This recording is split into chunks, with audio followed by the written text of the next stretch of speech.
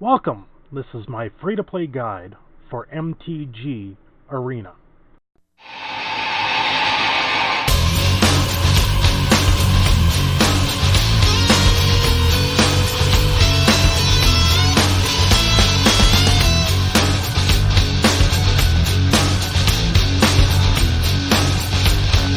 Okay, first thing first, you've got to get used to the layout of Arena. You have your play button, you have your gold at the top here, you have your gems and wildcards also there. And if you hover over the wildcards, or right click on them, or even just click on them, it tells you how many you have. Currently I still have 4 common, 4 uncommon, 2 rare, and 4 mythic rare wildcards, which at this point in the game, seeing it's been out for a couple weeks now in the open beta, is still quite a bit, and I have used up most of my wildcards in the past just to play around with decks and building. If this is your first time really looking at the game, I do believe you start off with 8 common, 4 uncommon, 2 rare, and 1 mythic wildcard when you first start the game. You will also go through the tutorial, which will give you 5 free decks of mono color for the decks. Now, I must say, the decks that you start off with, they're not the greatest to start off with, but the Forest Might is probably one of the better of them. With the Green Stompy, it's going to let you win a few more games, but you're not going to focus on winning games when you're first starting out. You're going to focus more on doing the daily tasks. As you can see on the bottom here, I've pretty much done all mine. Each week you can win 15 wins. You get 3 packs of Ravnica, or the latest deck or latest set that is out. So those do help to go a long way. Another thing to note when you go into the store, if you're just starting out, for the redeem code part of it, if you put in this exact code,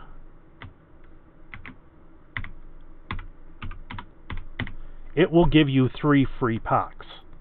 If you attended pre-release, there is specialized codes in the pre-release that are for a free sealed event for Sealed Guilds of Ravnica, which is in here. And when you do this sealed event, not only do you open the 6 packs, so you're getting 6 rares, a bunch of uncommons and commons, but no matter how many you win or lose, you do end up with another 3 packs to go.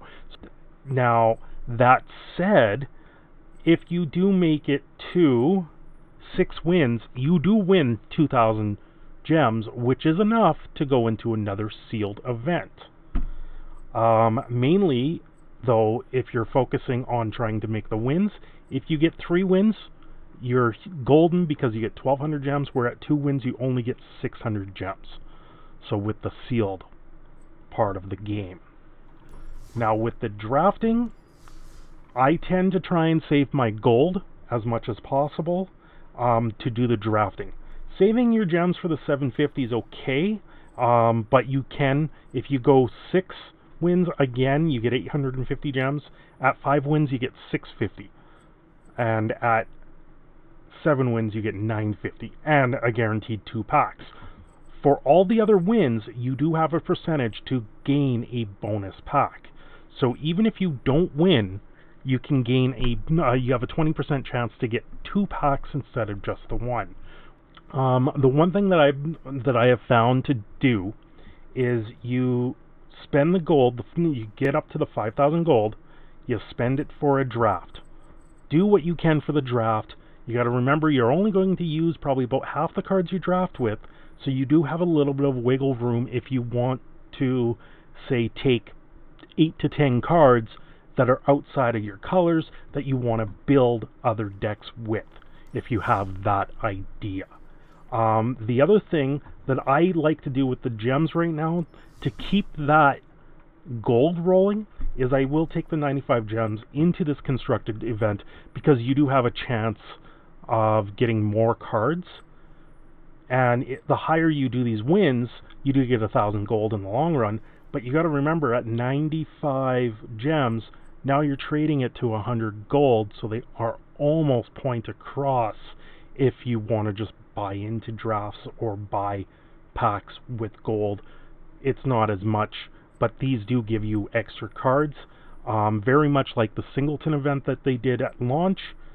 These will, the higher you rank in this, the better chances you will get mythics. Now into the store, there is the welcome bundle. So it's a one-time purchase. You get 5 core set, 2019 packs, and 2,500 gems for $5. And I've been told that's quite worth it. To purchase packs, you can get any of the 5 legal sets right now for 1,000 gold. If you're really needing a wild card or a certain card, that's the way you can go. Once again, you can also do the 3 packs at 600 gems. So now your trade-off is, have I gotten 600 gems? Is it worth saving those gems to do maybe another draft? Because you're only getting 3 packs here, where with the draft you're getting 3 15-card packs plus a minimum 1 pack after you complete that draft. So the trade-off is there. I prefer to do the draft because not only do you get fun out of playing the cards you get to play with in a limited environment, but then you also get to keep those cards and try to build something afterwards. Now, going into the deck building aspect of the game, I've been playing around with a lot of ideas for decks. The biggest 2 that I've seen so far is probably the blue-green Merfolk and the white-red Boros Mentor Hasty sort of decks. There is a large green Stompy deck that works quite well, and a green-black variant of that is what I've been running. However, for my dailies, I've been doing the Merfolk deck, as I seem to have it go and play the best out of them. And right now I'm running with 4 Jade Barriers, 4 of the Speakers, a Selective Snare, because in case you end up against another tribal, this can jump and bring up a lot of creatures off the battlefield. It's unfortunate this is not at an instant speed. If it wasn't at an instant speed, it would be nice to bring up your own creatures to avoid a board wipe. We also have 4 River Sneaks. I highly suggest the River Sneaks over the Cloaked Herald. The Herald, it being a 1/1 for 1, it's at a free-to-play, that's a waste, to me, is a waste of a common, because you have so little common wildcards in the first place. They're not giving you these ones in the deck. So the second you spend your commons on something like this, it may just be more of a waste. And I'd rather have the River Sneak when that's the card they give you, and it also gets buffed every time you put a Merfolk down. Deepwood Elite is another good one in here. Every time you put a Merfolk down, you get a counter on another Merfolk. Of course, the Mistbenders are a must. I run the Blink of the Eye instead of Disperse. It does the same thing, but Blink of the Eye has the kicker cost, and if you have the open mana to draw the extra card off this for the replacement effect, it's very handy. The River's Boon, once again, is another great card, especially when everything's a Merfolk in here. So now you can now target 1 of your creatures, or 2 of them, spread it around. J-Light Ranger is another great card, and so is the Tyrant of Orkaza. This card does a lot of work in this deck and will work very well. Herald of Secret Streams, also another one to go with, because you're getting counters all around, and a World Shaper. I got lucky enough to get this out of one of the constructed events, so I did pick this up, and it's almost an auto-in add into this deck, because there's no way you're going to go through your deck, and the more land you get out, the faster you're going to get the Merfolk out. I'm also running with Sleep in here, topping down your entire opponent's line of defense for 2 turns in this circumstance against these fast and quick merfolk is life or death for them, I find. And going with 1 Bounty of Might, because that's all I have right now for these. You know, you can go. I'm only running 3 of the Herald's Boon at this point. The Bounty of Might, it's a later game strategy. If you need to take out something bigger, you can give +9 to 1 creature, or you can spread it around and give 3/3, 3/3, and 3/3, making it a lot nicer when you're trading off blocks and attacks. The other thing that I like to think of when I'm building these beginner decks, or when I have these beginner decks from the start, is these lands that make either or color. You got to think of them almost as your turn 1 play. Yeah, I have a lot of single cast here, but you're not always going to get a single cast creature or spell as your turn 1 play. And so this tapped land, if you think of it more as a turn 1 play, you do a little bit more luck with it.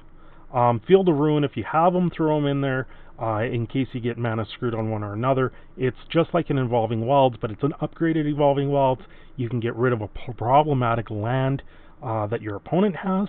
If they're also running stuff like this, you can get rid of one of those. Yeah, they get to have one land that maybe color fixes for themselves, but it also doesn't put you behind on the land unless they do something else with the lands, like an Assassin Trophy.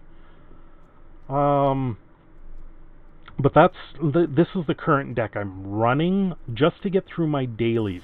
Now, going to the Boros deck that I have, one big card that you may want to focus on, which you do get, I believe, in one of the dual decks, is this Heroic Reinforcements. This card does a ton of work. I've built this more of a token go wide combo. The Legion Guildmage, right now I'm only running 1, but if I was to get a second Swiftblade Vindicator, I would take out the Guildmage in a heartbeat for the Vindicator in this style of deck. That double strike, running with a Trumpeter Blast, a Make a Stand, or the Heroic Reinforcements, this thing could potentially kill your opponent very quickly. Also with the Integrity to Intervention, giving that +2/+2, that double strike is something to contend with. I'm running a couple Lightning Strikes just to deal with a few things off the board, or possibly as a finisher. Mentor of the Meek, if you have it, it's an add-in into this deck. I'm also running the Inspiring Commander. Later game, when you may be low on life and you get a Siege Gang Commander with this on board, now you're gaining 4 life and gaining card draw advantage, and that can make or break the difference for the game. Running 1 Lena, also because you can sacrifice her and give everything indestructible that's below her power. And when she comes in, she makes more tokens, which is another great idea. I also very early picked up an Aurelia, and she does a lot of work for you, and she also partners well with the Swiftblade Vindicator. Once again, I'm running Guild Gates where I can, because I've only got one of the Clifftop Retreats, but once again, those Guild Gates you look at as a turn 1 play, and if you look in this deck, I don't actually really have a single cast creature in this deck to put down anyway, so really want to put one of these down on your turn 1 play. Another deck I'm running would be the Stompy Green deck that I'm running with 4 Llanowar Elves and 4 Druids of the Cowl. This one is kind of a surprise sort of move along very quickly deck. You can, in early stages, get a Tyrant down, I believe, on turn 4 when you put down a Goreclaw on turn 3. So ideally with this one, you're putting down a Forest on turn 1 with the Llanowar Elves. On turn 2, you put down another Forest and put down either another Llanowar or Druid of the Cowl, giving you 4 mana for turn 3. So turn 3, then you have a Goreclaw, and turn 4, you can either get down a Carnage Tyrant, or you can get down a couple Vine Mares. We have the Colossal Majesty in here for when these cards start going, so you do get that extra card draw. The Rabid Bites are really nice because they take down any of your opponent's creatures. In a mirror match, you're usually going to end up trading the Vine Mare with the Vine Mare or the Tyrant with the Tyrant just to trade it off. Of course, there's the Aggressive Mammoth in here, which works really well with the Vine Mare or Goreclaw. Goreclaw also adding the Trample and +1/+1. And, you know, your big beastie Ghalta. Ghalta is a problem for most people to deal with. The one color that does not have a real way to deal with Ghalta properly is red. Unless they do a Star of Extinction, that's about the only way they can get it off the board, but then they're also losing everything on board. White has a lot of enchantments that will exile. Black has Murder and a ton of removal. Green, if you're green against green, it's pretty much a Ghalta versus Ghalta. Maybe a Rabid Bite with the Ghalta. You're trading off that damage with them. And in blue, you've got bounce spells, you've got tap down spells, you've got ways to deal with it. And with red, there is just damage with it. So if you're running a mono red deck against the mono green deck and they're running Ghalta, unfortunately, there's not going to be much that you can do against that Ghalta unless you can team up to take it down somehow. A couple Sure Strikes, or you got to do it with damage. Now, my take on the green with the green block, I've been very lucky, and I do have 3 Assassin's Trophy with my game here. You know, when I've opened 3 of them, I have not spent a single wild card on these.